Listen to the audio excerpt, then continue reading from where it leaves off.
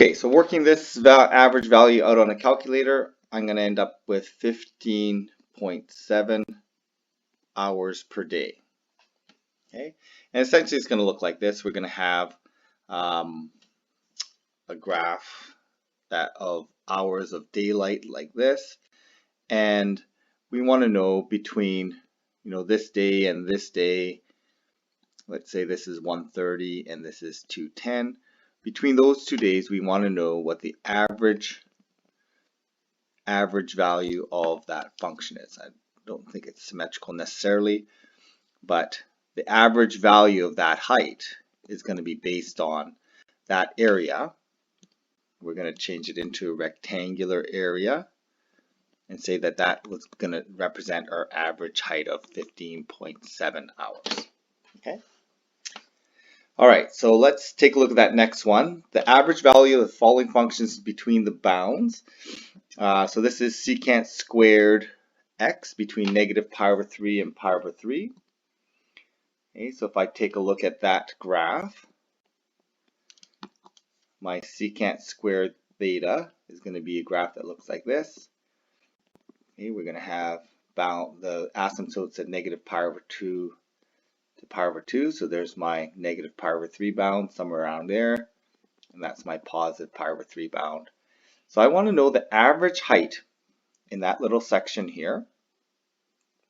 Okay, and again I'm going to take the area and I'm going to essentially make it a rectangular area, and that I'm going to say that that represents my average height.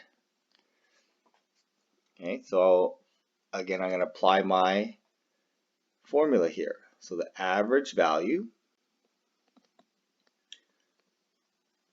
and this is the average value of not the antiderivative but the secant squared x, is equal to the interval width. So that interval width is going to be 2 pi over 3, and the area underneath that graph from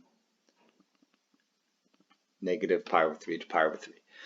So simplifying that fraction, I'm going to make that into 3 over 2 pi.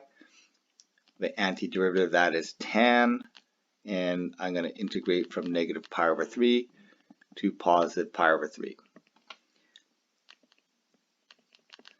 So tan of pi over 3, tan of pi over 3 is going to work out to be, what is that going to be? Taking a look at my circle here, tan of pi over 3, root 3, 1, 2, is going to be root 3 minus, and then pi over negative pi over 3 is going to be that down there, so negative root 3. And so I end up with 2 root 3's, the 2's cancel out, so I end up with 3 root 3 over pi. Okay, so that represents my average value. The decimal value of that is, if I just work that out, divided by 3 divided by pi. Okay, that's about 1.65 or so. Okay, so then that makes sense because that height there is 1.